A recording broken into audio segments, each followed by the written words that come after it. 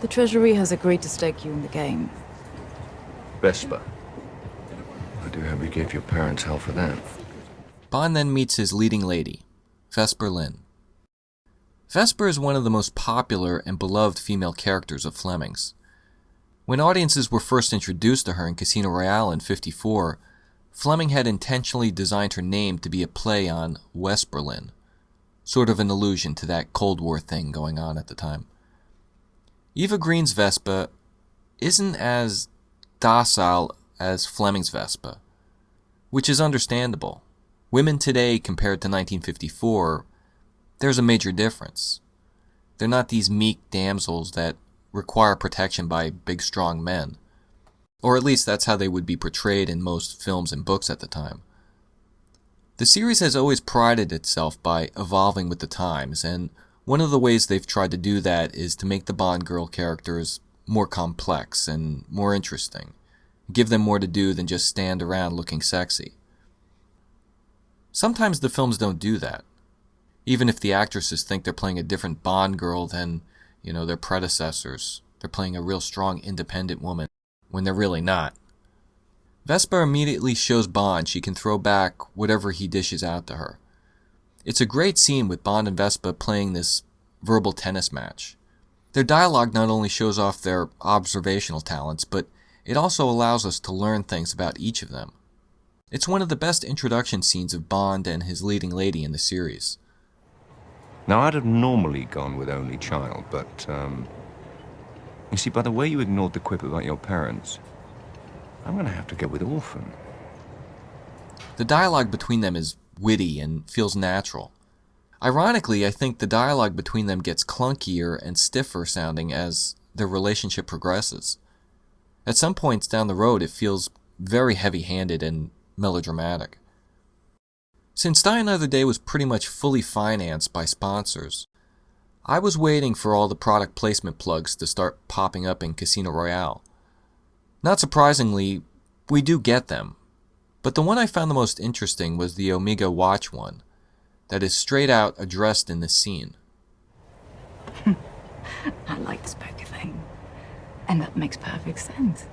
Since MI6 looks for maladjusted young men who give little thought to sacrificing others in order to protect Queen and country. Former SAS types with easy smiles and expensive watches.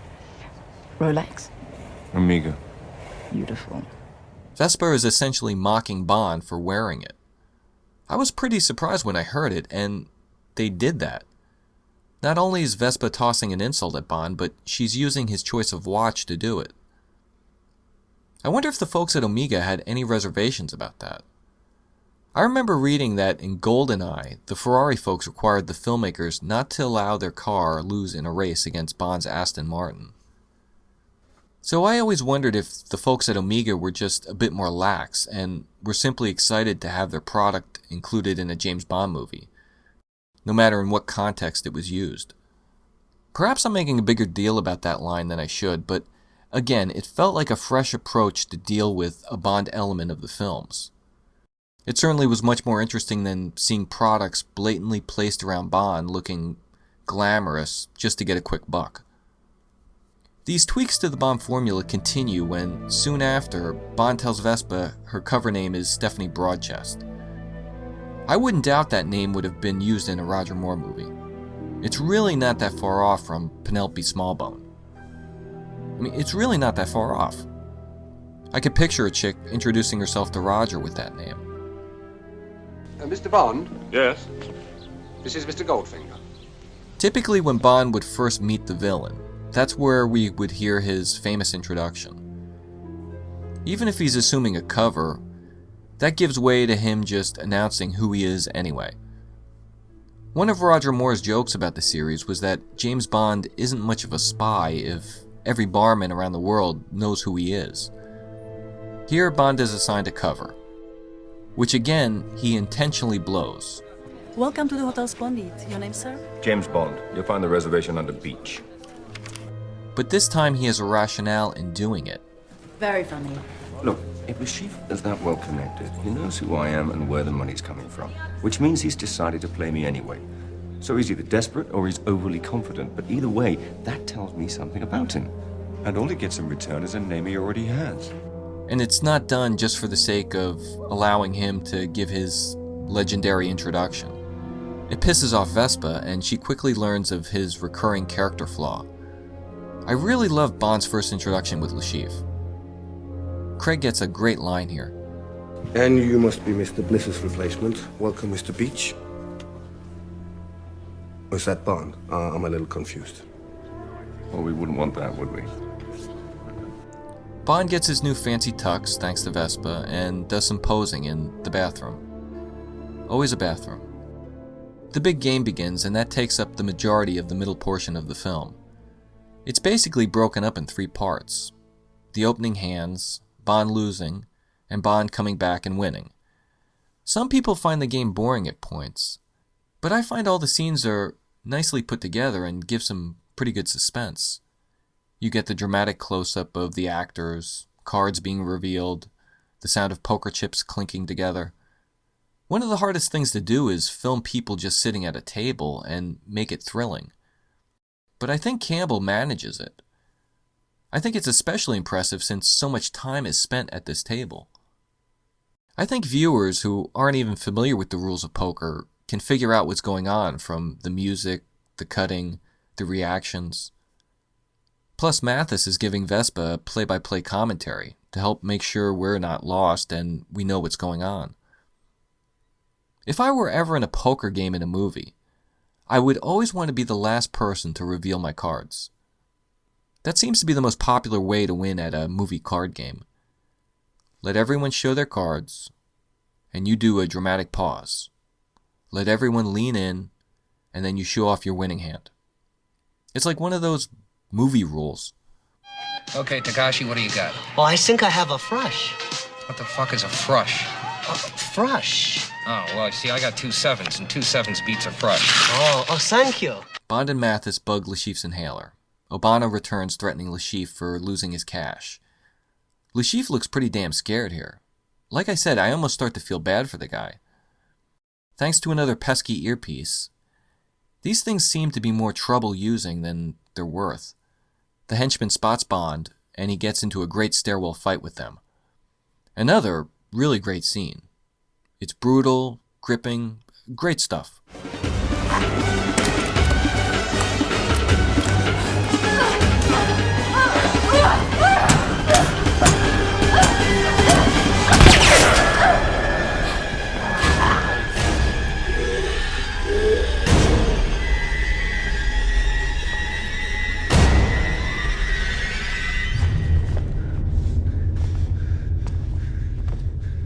I love Vespa's panicked reaction to all this. This is followed by 2 bathroom scenes. 2. Bond returns to his favorite throne room. In a contrast of him looking all stylish in his new tux, here he's bruised and bloody, all shaken up, just trying to calm his nerves with some drinks. As soon as I saw the scene, it became one of the great Bond scenes for me in the entire series. It's something we haven't seen the character experience. Usually after a kill, we'll see Bond do a one-liner or straighten his tie. In this Bond adventure, there's no levity to killing, and it takes a toll on Bond. And Daniel Craig is fantastic here, with that cold stare he gives off. Meanwhile, Vespa goes back to her bathroom, where she's in shock after witnessing all that.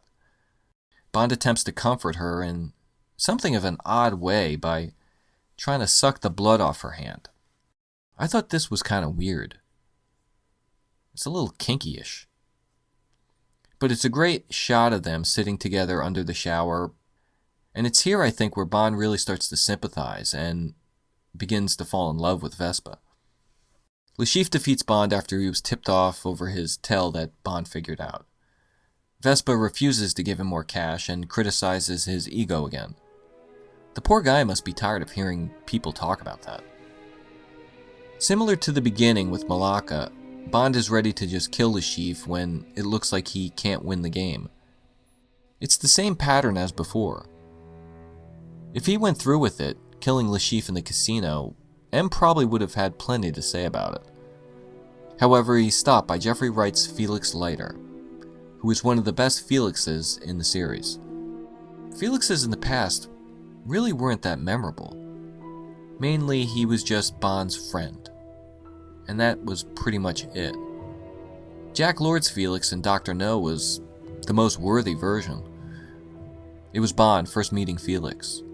He was a tough guy. Plus he had the coolest hair. Then after that, Felix just became a good old Felix.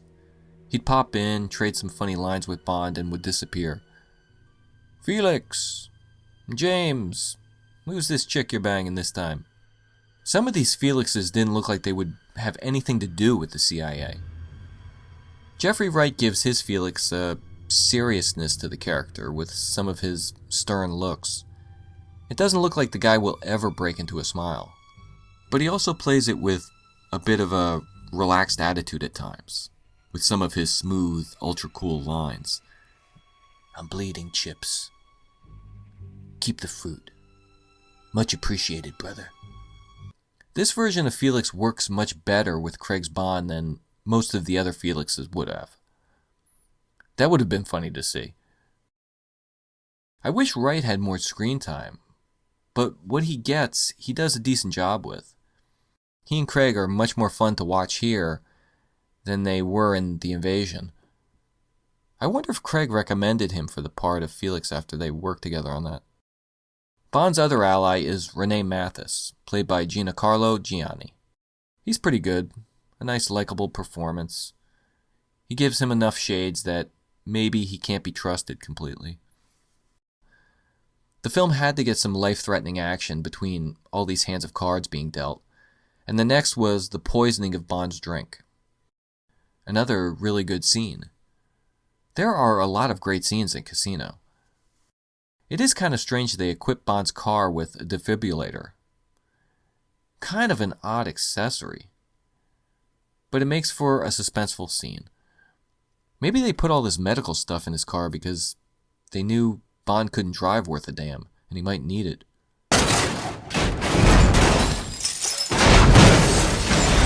Had this been Brosnan, he probably would have gone into a trance and just jump-started his own heart. Casino doesn't have as much levity as past Bond films, but there are some one-liners dropped in sporadically.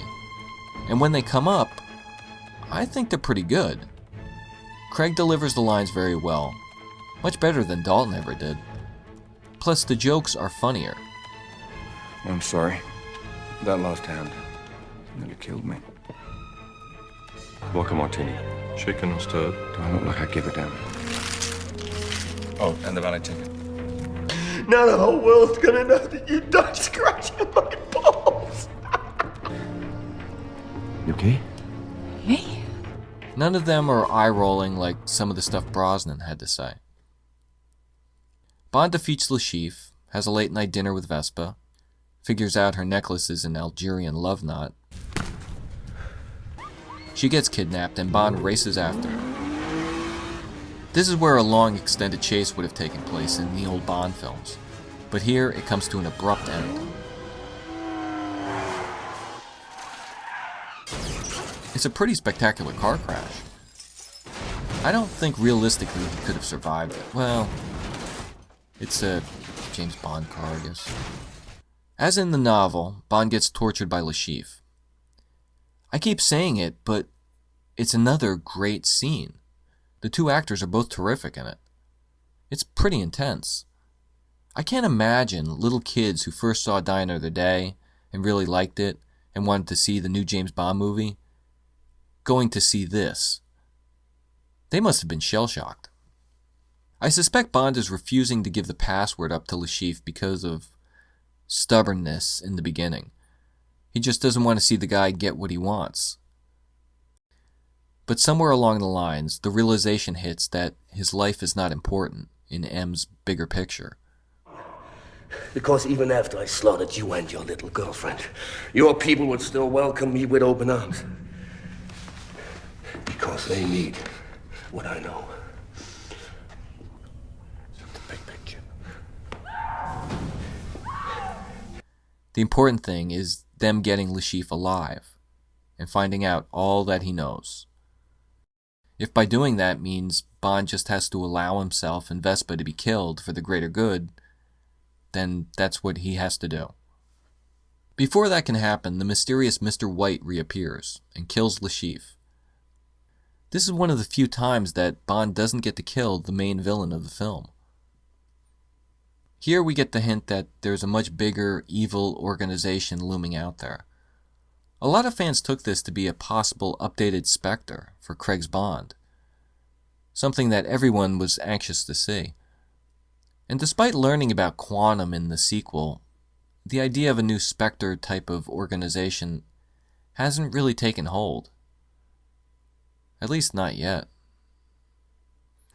With Bond recuperating and suspecting Mathis was working for Le Chiffre, see what I mean by him not being completely trustworthy? He gives that intentional, sinister pause there. Anything that can help us?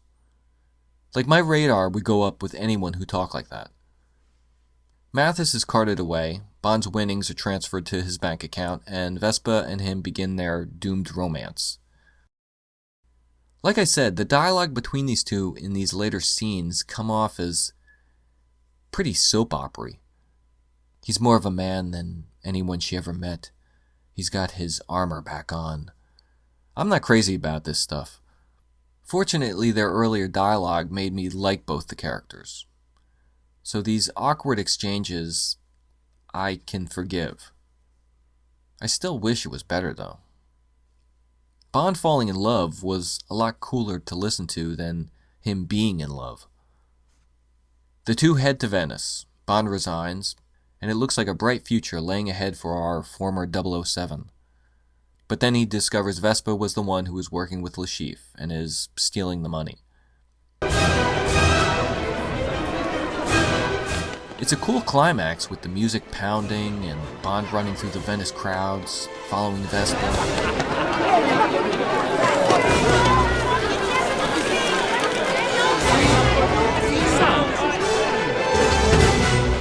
It might not be one of those finales where we're used to seeing Bond in the bad guy's hideout, explosions going off, the villain dying, but the whole thing is still pretty epic.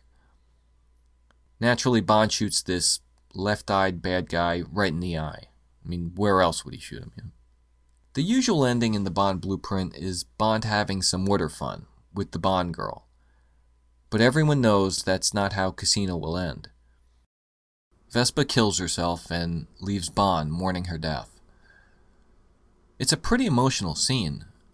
Every time I rewatch this, I always wonder if there's a moment when Vespa is drawing her last breath and knows her life is going to end in a second, if she suddenly regrets her decision and is hoping Bond will save her. It looks like she's reaching out for Bond, scared out of her mind. Both Green and Craig really make this scene memorable. I don't think it's as classic an ending as On Her Majesty's Secret Service was, but it's still a pretty powerful conclusion to the movie. M explains to Bond that Vespa was being blackmailed by the evil group, forcing her to help Le Chiffre, or they would kill her boyfriend. I guess Bond has his armor back on when he says, "The bitch is dead." I think that might be my favorite line in the movie. I was so glad they included it from the novel. It sums up the mindset that Bond is in and how he will continue his 00 career. From the help of Vespa's cell phone, Bond tracks down Mr. White, and we get Craig finally saying the famous introduction. The name's Bond. James Bond.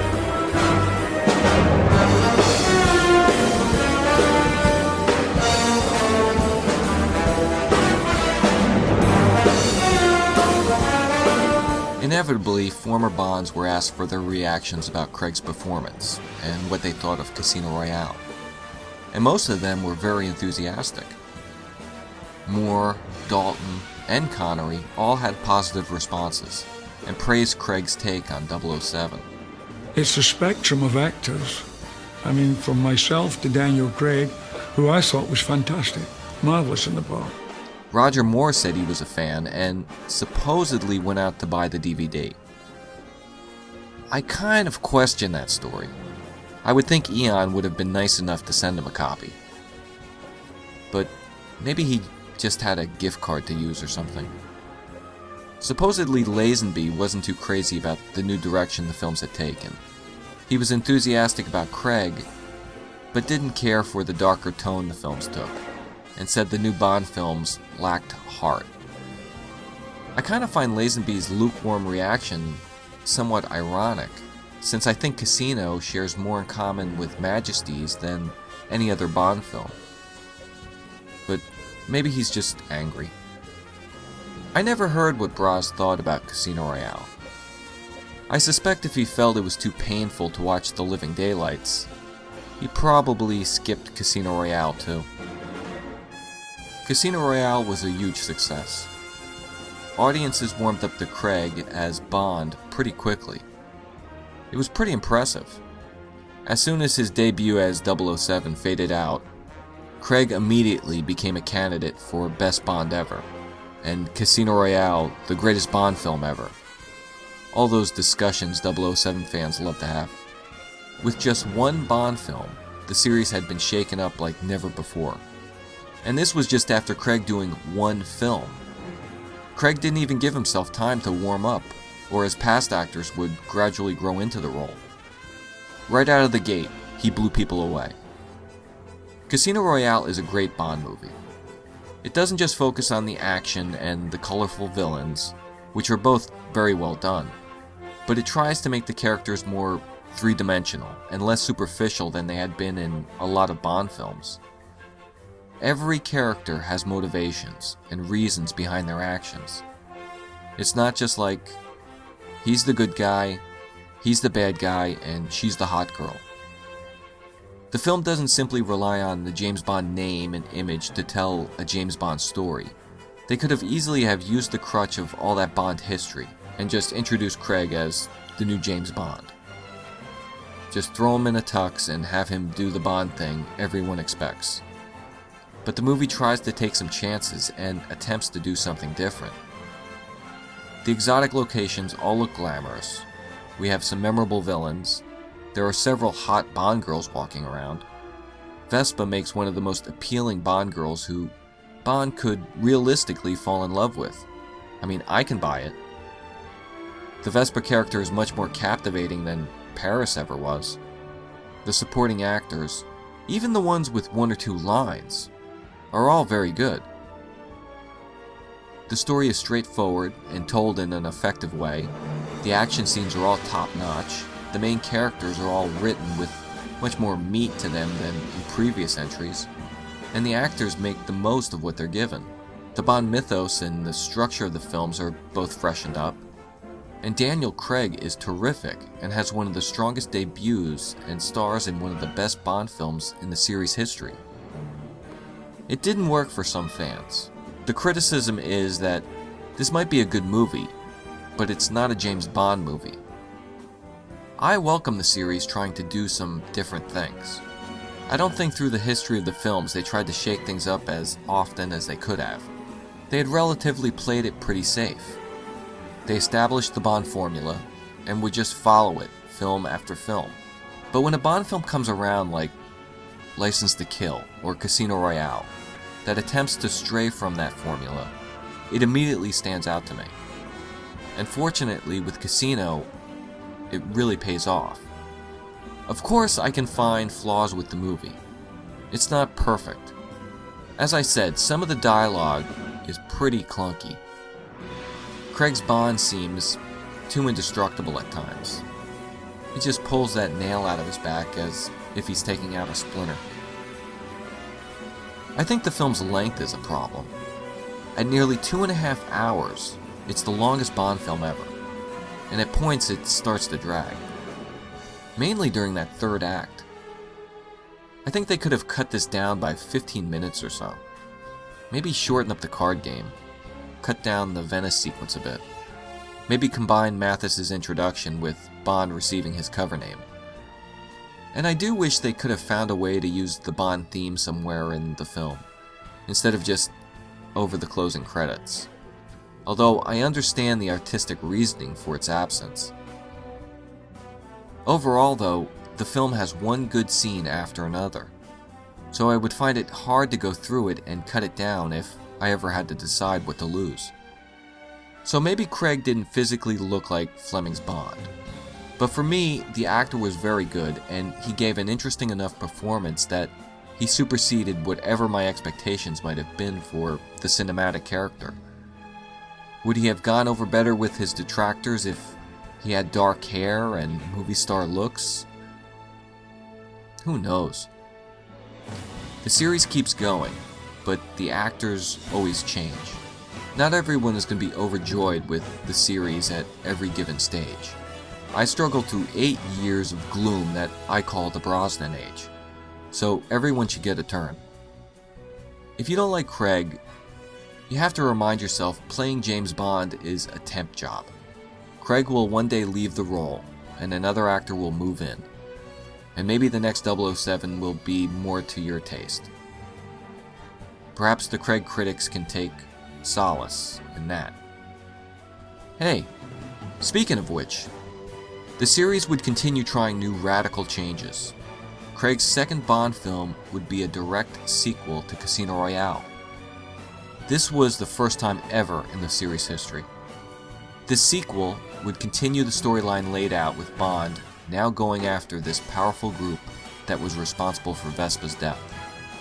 We would finally learn about Le Chiffre's shadowy employers, even more evil and much more powerful villains that Bond will encounter. All the groundwork was laid out for a thrilling Bond revenge story. It sounded ideal. Now, after Casino Royale, everyone was on board with Craig, and were anxious to see him return. Everyone was saying, "Please, sir, may I have some more?" Well, maybe not Brosnan and a few other people, but the expectations were as high as they could get for Craig's second Bond film. Everyone was hoping it would be worth the wait.